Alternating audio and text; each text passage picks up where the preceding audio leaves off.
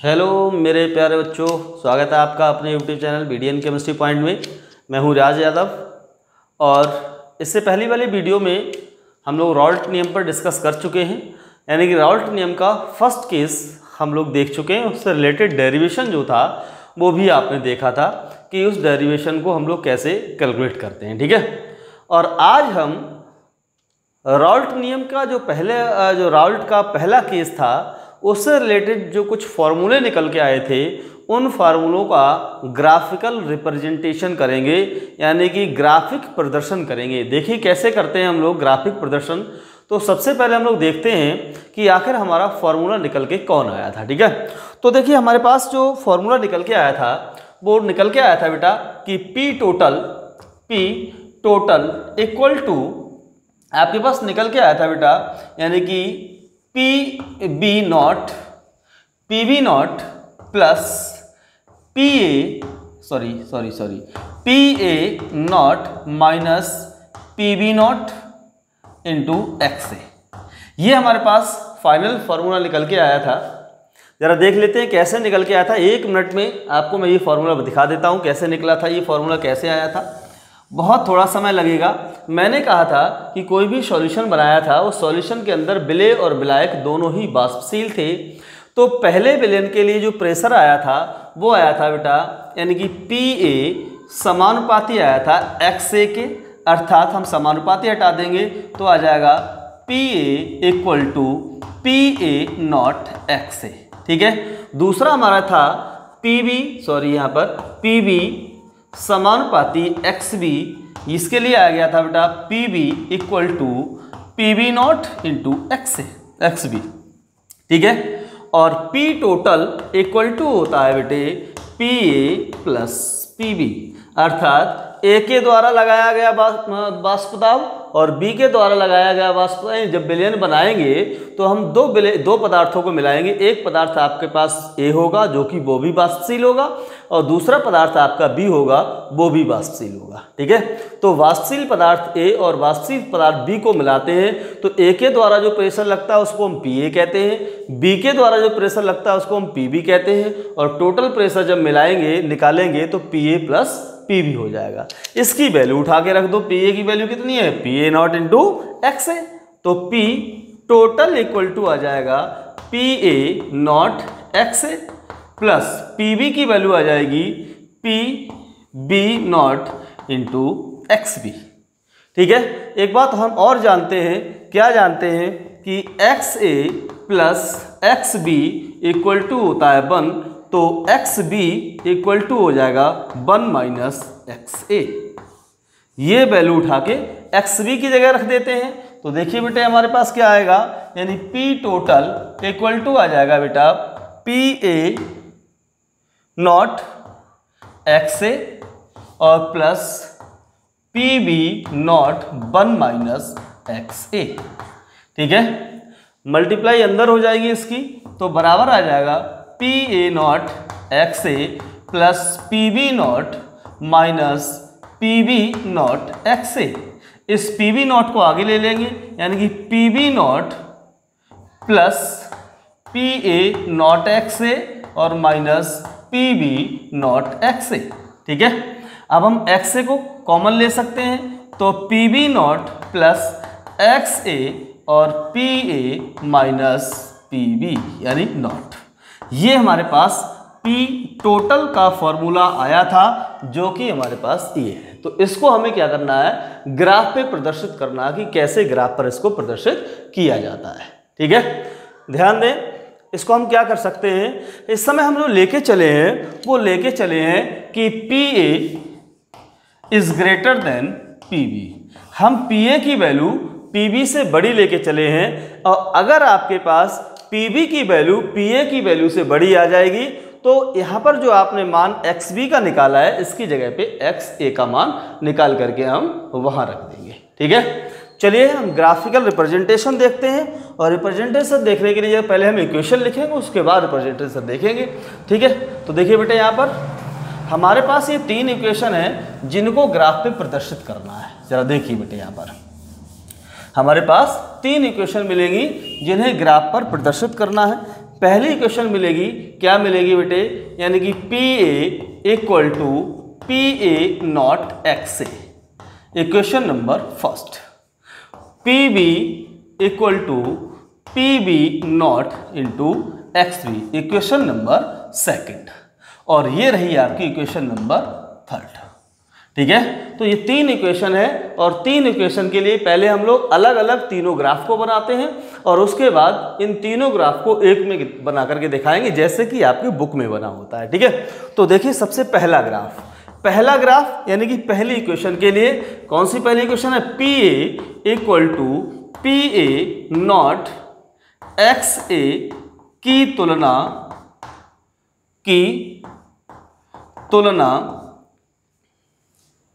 By बराबर M x से करने पर। ठीक है, बाई बराबर एम एक्स से करेंगे हम इसकी तुलना, यानी कि एक ऐसी रेखा का समीकरण है जो मूल बिंदु से होकर जाता है। ठीक है, तो सबसे पहले इसकी हम हेडलाइन भी होनी चाहिए, हेडिंग भी होनी चाहिए कि आखिर हमारे पास ये है क्या, तो वो हेडिंग भी हम लोग देख लेते हैं, उसके बाद ही बात करेंगे। तो ये क्या है हेडिंग हमारी, मेन हेडिंग हमारी है बेटे, यानी कि राल्ट के नियम का ग्राफिक प्रदर्शन। राल्ट के नियम का ग्राफिक प्रदर्शन। देखिए ये बहुत जरूरी टॉपिक नहीं है, लेकिन फिर भी आपको इसके बारे में पता होना चाहिए कि कैसे हम प्रदर्शित करते हैं। ठीक है, तो तीन इक्वेशन होंगी, चलिए इसको मैं दोबारा लिखता हूं, फिर दोबारा बताता हूं आप लोगों के लिए। ठीक है, जरा देखिए यहाँ पर, तो यहाँ पर आपके पास पहली इक्वेशन आ जाएगी बेटे, P A equal to P A naught X A, equation first. दूसरी इक्वेशन आ जाएगी बेटे, P B equal to P B naught X B, equation second. और पी टोटल तीसरा जो होगा वो होगा P total equal to P B naught plus P A naught minus P B naught into X A. ठीक है, ये आपके पास तीन इक्वेशन है और तीन इक्वेशन के लिए हमें क्या करना है, ग्राफिक प्रदर्शन क्रिया करना है। तो उसमें पहली इक्वेशन लेते हैं, पहली क्या है बेटे, ये पहली इक्वेशन है P A equal to P A naught into X A. अब इसकी तुलना बच्चों हम करेंगे एक ऐसी समीकरण से जो ओरिजिन से होकर के जाती है, अर्थात मूल बिंदु से होकर के जाती है। कौन सी होती है, बाई बराबर एम एक्स। ठीक है, तो बाई बराबर एम एक्स में क्या होगा, बाई ये वाला होगा बराबर एम एक्स, यानी एम ये हो गया और एक्स ये हो गया, तो बाई एक्सिस पर इसे रखेंगे और एक्स एक्सिस पर इसको रखेंगे। ठीक है, जरा देखिए हम यहाँ पर रखते हैं बेटे, मान लीजिए मैंने यहाँ पर ये दो एक्सिस बना ली, यहाँ पर ये एक एक्सिस है, कौन सी, ये बाई है, बाई पे क्या रखना है, पी ए को रखना है। ठीक है, ये एक्स एक्सिस है और एक्स पे किसको रखना है, एक्स ए को रखना है, यानी मोल फ्रैक्शन को रखना है।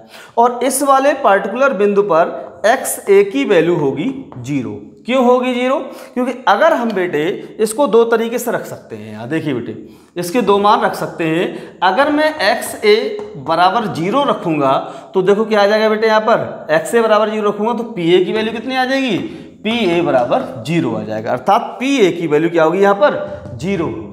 ठीक है, और अगर मैं एक्स ए बराबर 1 रखूंगा, क्यों, क्योंकि एक्स ए का मैक्सिमम मान जो होता है वो 1, मतलब मोल जो प्रभाव फ्रैक्शन होते हैं, मोल प्रभाज होते हैं, वो ज़्यादा से ज़्यादा मान उनका कितना होता है, 1 होता है।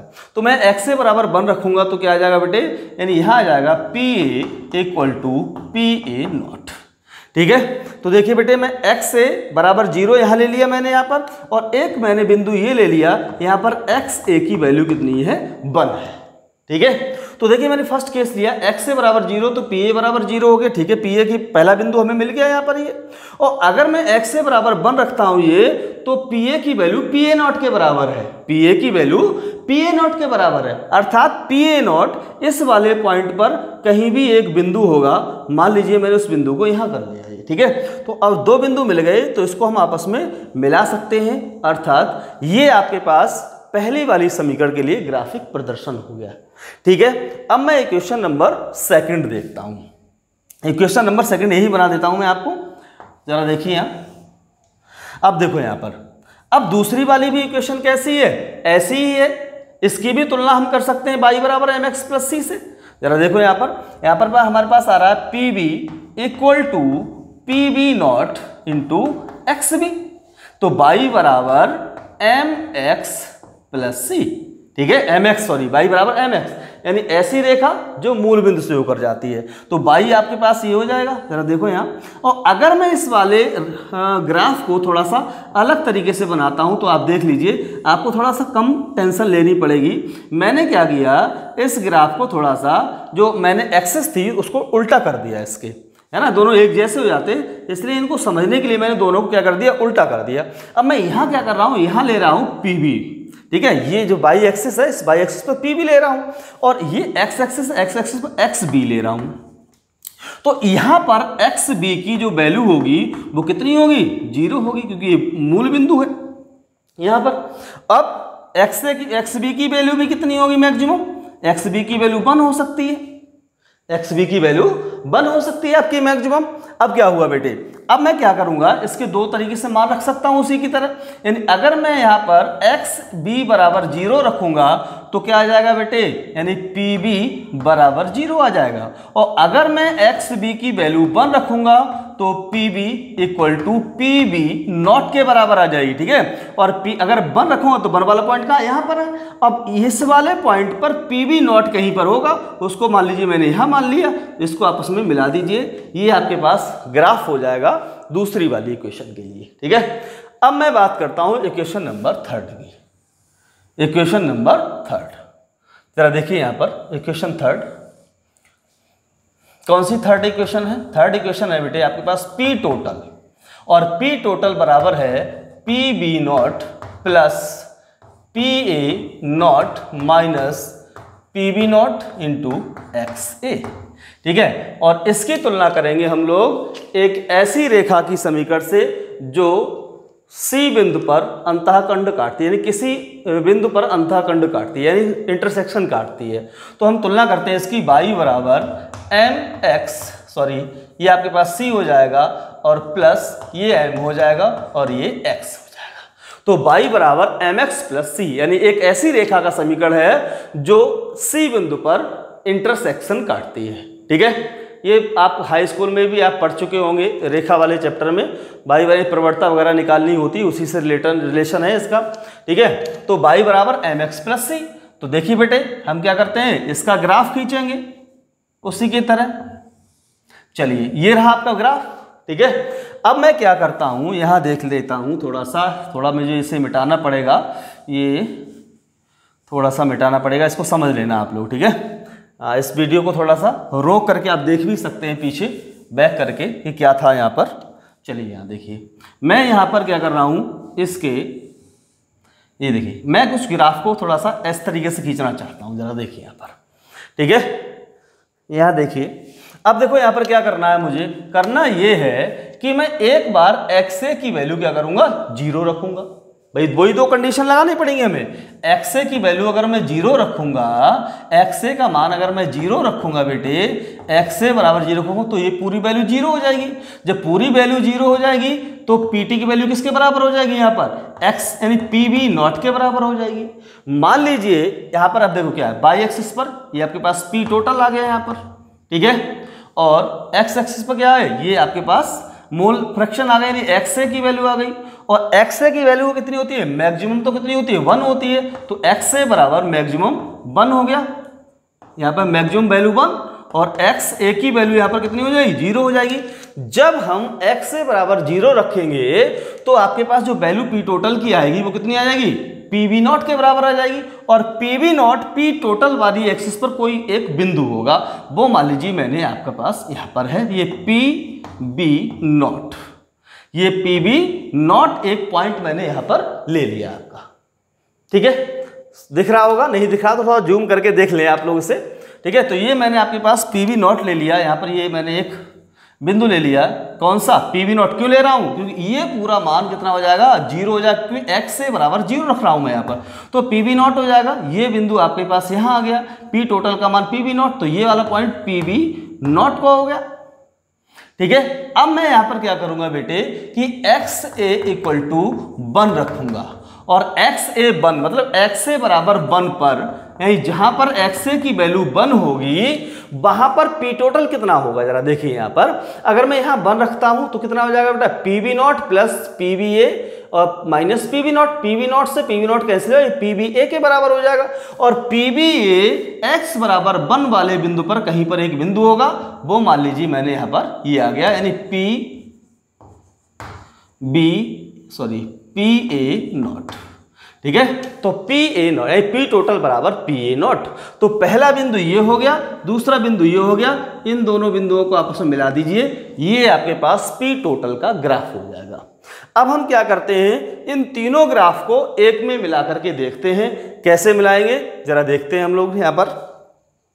अब देखिए तीनों ग्राफ को एक साथ देखते हैं, कैसे तीनों ग्राफ को एक साथ देखा जाएगा, ठीक है। देखिए जरा यहां पर, तो ये जो ग्राफ है वो P टोटल का है, P टोटल का ग्राफ है। क्या होता है P टोटल, बराबर होता है PB0 plus PA0 minus PB0 into XA। ये आपके पास इसके लिए है, ठीक है। अब मैं क्या करता हूं, इस चीज को उठा के यहां रख दिया, मान लीजिए मैंने यहां कर लिया PA, ये वाला देखिए PA मान लिया, इस वाली एक्सरसाइज को, इस वाली एक्सिस को क्या मान लिया, PA मान लिया। और यहां पर XA की वैल्यू कितनी मान ली, 0 है आपके पास, 0 कोई दिक्कत नहीं है। x यहां पर XA की वैल्यू कितनी है, 1, चलिए है यहां पर XA की वैल्यू 1, कोई दिक्कत नहीं है, ठीक है। अब क्या है, यहां से इस वाले पॉइंट पर यानी PA0, यानी मैंने यहां पर क्या माना था, ये माना था मैंने PA0 माना था यहां पर, ठीक है। तो ये PA0 बिंदु कहां है, ये वाला है, तो इस वाले बिंदु को इससे मिला देंगे, ये देखिए यह आपके पास मिल गया ये वाला बिंदु, ठीक है। समझते जाना आराम से। और अगर वीडियो मतलब ये समझ में नहीं आए तो इस वीडियो को 2 या 3 बार देखिए, जहां पर आपका ध्यान हटने लगे वहां पर थोड़ा सा और ज्यादा आप अपने फोकस लगाइए उसका, ठीक है। तो आपके पास इस वाले को मैंने यहां कर दिया। अब दूसरा वाला ग्राफ देखिए, अब देखो यहां पर ये जो आपके पास एक्सिस है इसको मैं मानता हूं PB, इसको मैं मानता हूं PB, ठीक है। ये आपके पास एक्सिस कौन सी हो गई, PB हो गई। अब PB वाले इस वाले बिंदु पर इस XB की वैल्यू कितनी है, 0 है, तो मैं यहां मानता हूं XB equal to 0, XB equal to 0। तो ये क्या हो जाएगा, XB की वैल्यू हो जाएगी 1। इस XB पर PB0 कोई एक बिंदु है, वो आपके पास ये है, एक बिंदु यहां 0 है, इसको आपस में मिला दीजिए, ठीक है। तो ये आपके पास आ जाएगा PB के लिए। तो ये आपके पास जो ग्राफ है, ये ऊपर वाला ये है आपके पास PA बराबर PA0 इंटू XA के लिए, और ये नीचे जो ग्राफ दिया गया है वो आपके लिए होगा PB equal to PB0 into XB। तो ये वाला जो ग्राफ है वो आपकी बुक में दिया गया होगा। मैंने आपको तीनों ग्राफों को अलग अलग बता दिया कि कैसे लिखा जाता है, कैसे हम ग्राफ को बनाते हैं, इसको नोट कर लिए। फिर हम चलते हैं राउल्ट के सेकंड केस पर कि आखिर सेकंड केस क्या था राउल्ट का, ठीक है। नोट कर लो, अभी बताते हैं कि राउल्ट का सेकंड केस क्या है। चलिए दोस्तों देखिए, तो राउल्ट का हम फर्स्ट केस इससे पहले देख चुके हैं। अब हम पढ़ेंगे राउल्ट का केस सेकंड। केस सेकंड मैंने कहा था कि राउल्ट ने 2 तरीके के केस लिए थे। पहला केस यानी ऐसे विलेन बनाया था जिसमें विले और ब्लैक दोनों को ऐसे लिए थे, ऐसे सब्सटेंस लिए थे जो कि वाष्पशील थे, वोलेटाइल थे, अर्थात वाष्पों में बदल जाते थे, ऐसे लिए थे। विले भी वाष्पशील था और ब्लैक भी वाष्पशील था।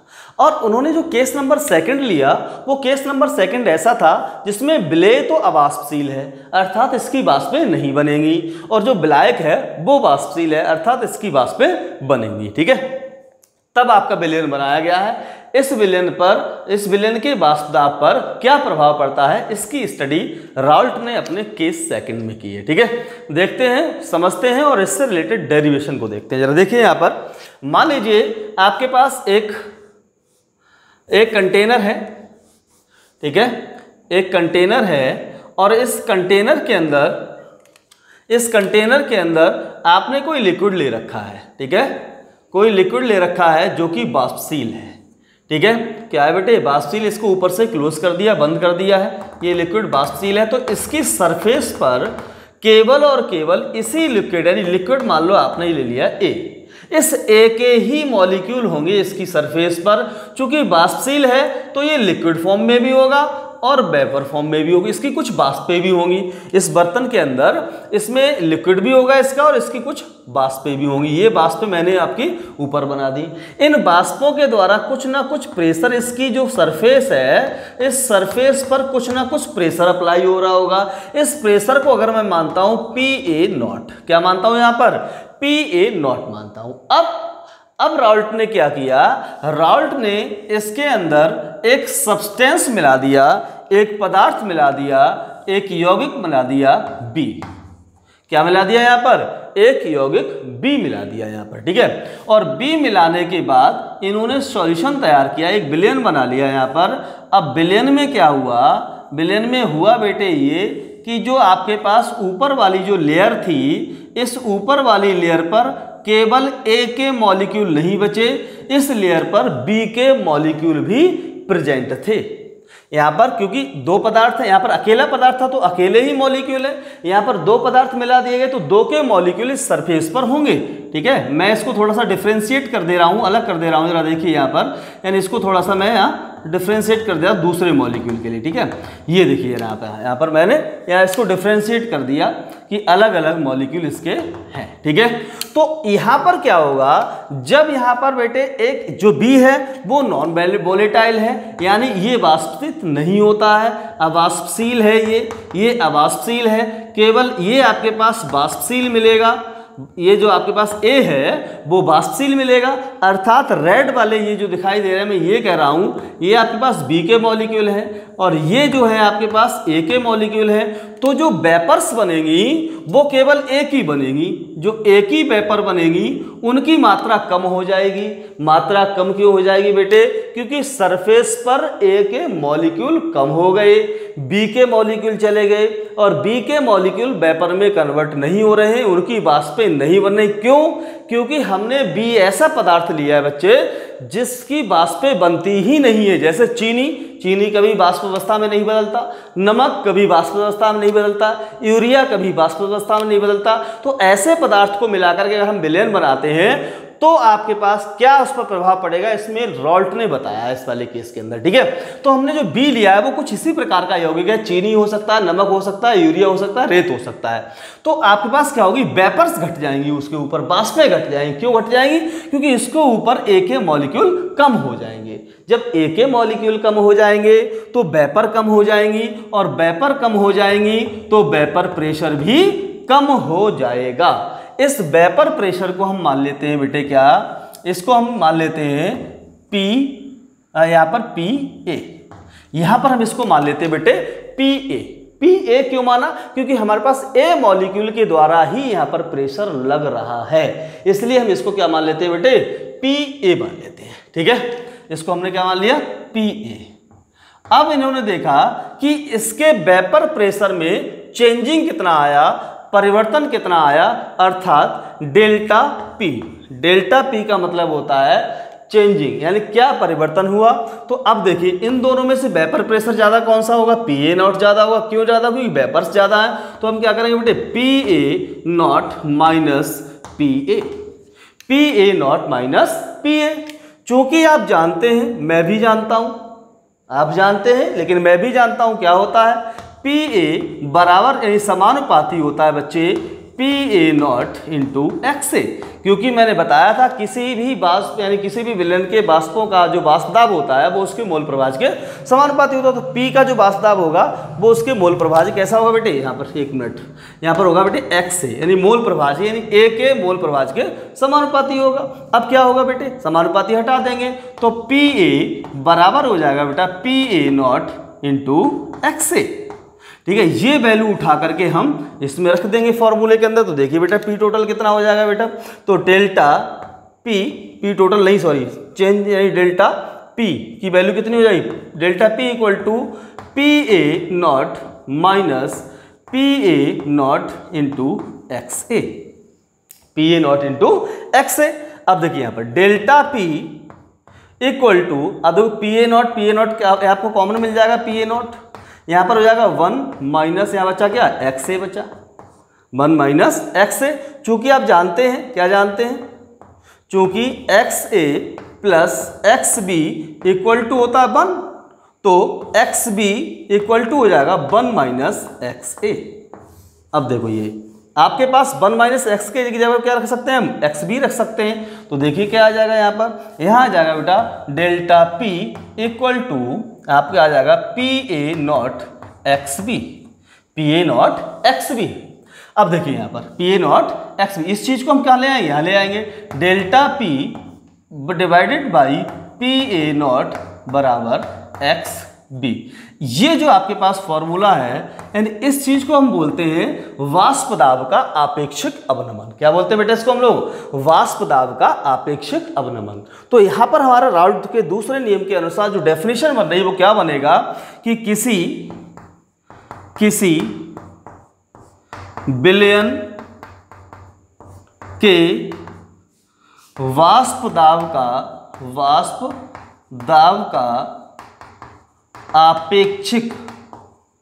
आपेक्षिक अवनमन उसमें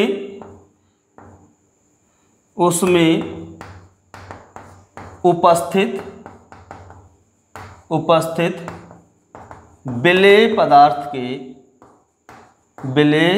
पदार्थ के मोल प्रभाज के समानुपाती होता है, मोल प्रभाज के समानुपाती होता है।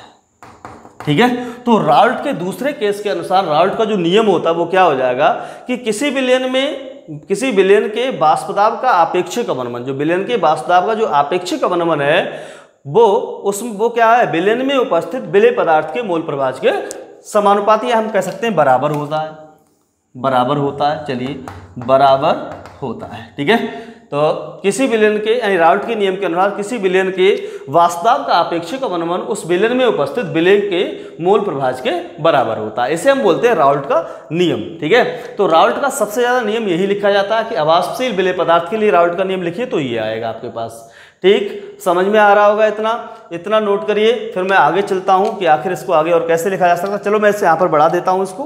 तो देखो डेल्टा पी की वैल्यू कितनी है, डेल्टा पी बराबर होता है P A naught minus P A, या हम देखो यहाँ पर इसको सॉल्यूशन अगर मानते हैं, इस वाले को सॉल्यूशन अगर हम कर लेते हैं, जरा देखिए यहाँ पर सॉल्यूशन कर लेते हैं तो पी एस की वैल्यू क्या होगी भाई, सॉल्यूशन में यही तो मिला हुआ है तो बात वही रहेगी। यहाँ पर पी एस कर सकते हो आप यहाँ पर। ठीक है, तो यहाँ पर हम उठा के रख देंगे इस वैल्यू को। ठीक, यहाँ पर तो ये देखिए बेटे क्या हो जाएगा, यहाँ हो जाएगा बेटा डेल्टा पी की वैल्यू हो जाएगी बेटे, यहाँ हो जाएगा आपके पास P A naught minus P S divided by P A naught equal to X B. इसको ऐसे भी लिखा जा सकता है।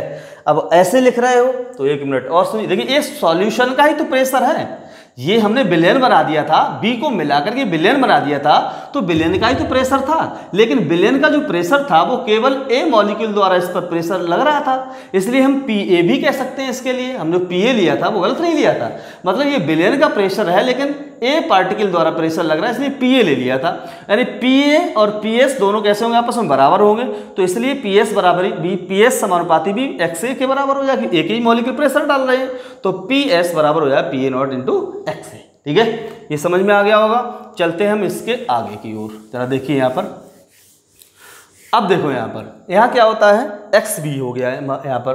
तो देखिए इससे आगे आपके पास है क्या है, यानी कि P A naught minus P S divided by P A naught equal to X V, और एक्स वी क्या है, विलेय के मोल प्रभाज, तो विलेय के मोल ऊपर हो जाएंगे बटे विलेय के मोल प्लस विलाय एक्स बी और एन ए।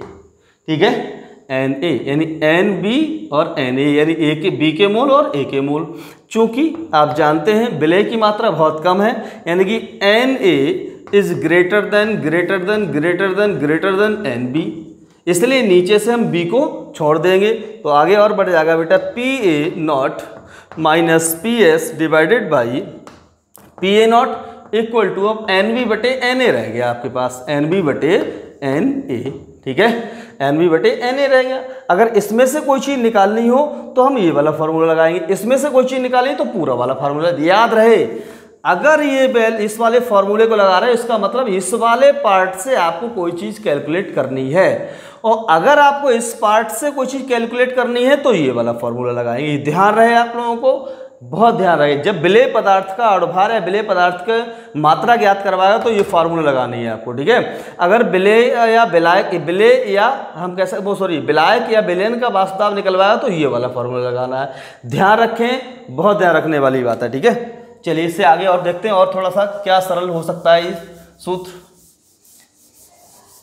जो कि थोड़ा सा और सरल हो सकता है फॉर्मूला आपका। ये कैसा हो सकता है जरा देखो यहाँ पर, यानी कि PA0 minus PS divided by PA0 equal to, अब देखो NB का मतलब हो गया विलेय के मोल, और मोल बराबर होता है भार बटे अणुभार, तो विलेय का भार यानी कि WB डिवाइडेड बाई MB, अब गुणा, अब देखो क्या है विलायक यानी A का भार कितना होगा, यानी कि WA और बटे में हो जाएगा ऊपर हो जाएगा MA, क्योंकि नीचे बटे में आना चाहिए, बटे वाले उल्टा हो जाएगा ये, तो फॉर्मूला आपका ये आ जाएगा, ठीक है, फॉर्मूला ये आ जाएगा। इनमें से आपके पास ये चीज़ निकालने के लिए बहुत पूछा जाता है, ये इंपॉर्टेंट है, बहुत पूछा जाता है कि विलेय पदार्थ का अणुभार कितना हो, ये वाला नहीं, ये विलेय पदार्थ का अणुभार कितना होगा, ये बहुत पूछा जाता है। अब विलेय पदार्थ का जब भी अणुभार पूछा जाए तो ये डेल्टा, ये आपके पास RLBP, इस पूरे को हम लिख सकते हैं relative lowering in vapour pressure, यानी RLBP। चलिए मैं आगे नहीं बढ़ाता हूँ कि आप लोग कॉम्प्लिकेटेड हो जाएगा और आप परेशान हो जाएंगे फिर इसके अंदर, ठीक है। तो ये फॉर्मूला हम तब लगाएंगे जब इनमें से कोई वैल्यू पूछी गई हो, और जब इनमें से कोई वैल्यू पूछी गई हो तो बच्चों ये वाला फॉर्मूला लगाना है आपको। ध्यान रहे, फिर मिलते हैं अगली वीडियो में, और इससे आगे की वीडियो न्यूमेरिकल की होगी, और वो न्यूमेरिकल आपके राउल्ट के नियम से संबंधित होंगे, केस फर्स्ट से भी संबंधित होगा और केस सेकंड से भी संबंधित होंगे न्यूमेरिकल, ठीक है दोस्तों। मैं सारे न्यूमेरिकल NCERT के आपको करा रहा हूँ, और आपका भी एक फ़र्ज बनता है, इतनी गर्मी में मैं वीडियो बनाता हूँ, लेकिन आपका एक फ़र्ज बनता है कि वीडियो को ज़्यादा से ज़्यादा सब्सक्राइब करें, ज़्यादा से ज़्यादा शेयर करें। वीडियो जितनी ज़्यादा सब्सक्राइब होगी, जितनी ज़्यादा शेयर होगी, उतना ही बच्चों को फ़ायदा होगा, और जब बच्चों को फ़ायदा होगा तो मुझे थोड़ा सा अच्छा लगेगा, और मेरे अच्छे लगने के लिए आपको वीडियो को शेयर ज़रूर करना है। फिर मिलते हैं अगली वीडियो में, तब तक के लिए बेस्ट ऑफ लक।